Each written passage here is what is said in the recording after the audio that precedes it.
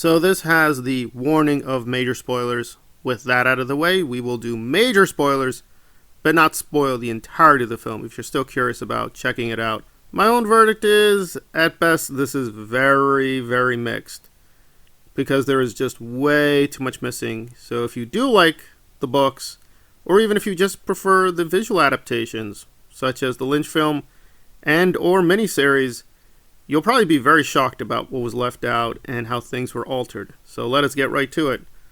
What was left out? The Mentats. Almost nothing with the Mentats. And Thufir, don't know what happened to him. You can presuppose he died. He did not. From behind the scenes footage, he's still alive. So apparently in this version, he just doesn't exist, which if you know the Mentats in the Dune universe is pretty shocking and curious because they're worth a lot of money. So why the Baron would not keep a Mentat if they're worth that much money, don't know. There we are. Also, no Count. We don't have the Count in this. So no, nothing with the Count. He is absent as well. And again, if you know the books as well as the other adaptations, he got a bit of a minor role. That's true, but at least he was there. So that was a little weird. That said, it's not correct to say all the men were being cut out. He actually cut out a few female roles, most alarmingly Aaliyah. Whereas before Aaliyah killed the Baron is killed by Paul.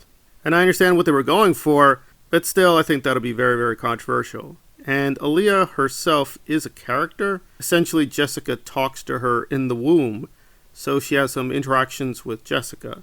We do get a cameo with Anna Taylor-Joy as a future version of Aaliyah, but yeah, the timeline and the main story and plot has been radically altered. So what about it? Did it work out?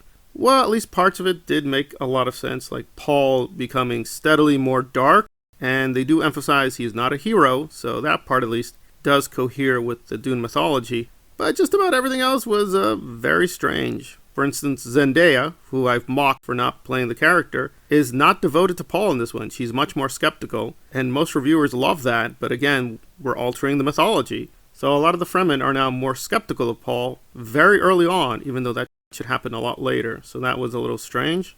And on the villain side, things have been altered too, whereas before, the House Harkonnen had internal conflicts. Here they're much more unified.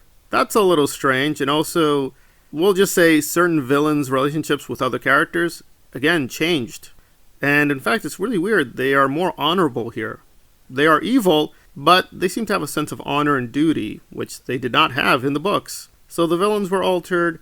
The Emperor only shows up very, very briefly, which does not make sense because a lot is at stake, but he's a little passive, and his reaction to all this happening is kind of lame. He's like, oh, we'll just send assassins. Why would you just send assassins? Like, that doesn't make any sense. You have the Sardaukar. So, yeah, a lot of things were just off, and the dialogue was pretty strong in many places with Stilgar, Javier Bardem, but in other places, it was just very weak. They also spoke very modern. Quite a few times, I'm like, why are they talking like that? Now, again, the books are a little uneven there too, but still, Frank Herbert does have some pretty good dialogue here and there. Some book lines do appear, but it's very erratic. Again, if you wanted fidelity to the book, you'll be very, very disappointed.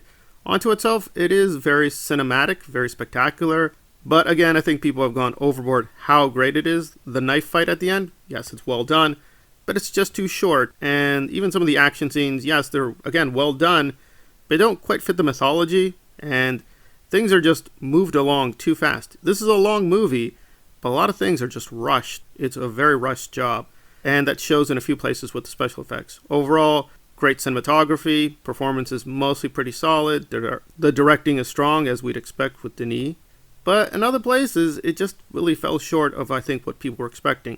So, as serious science fiction, I would recommend it, but as a Dune adaptation, it is not very strong. As a thing unto itself, it's very above average, but is it the greatest thing in the universe? No, far from it. But still, it's very respectable. If you want to see a good film in theaters, I guess you could recommend it, but if you wanted to see a really strong Dune story, you're going to be left thinking, oh, well, maybe the next part, they'll do the Dune story. This seemed a very rushed romance/action spectacle, which has merit, but is not really, I think, following up part one very well.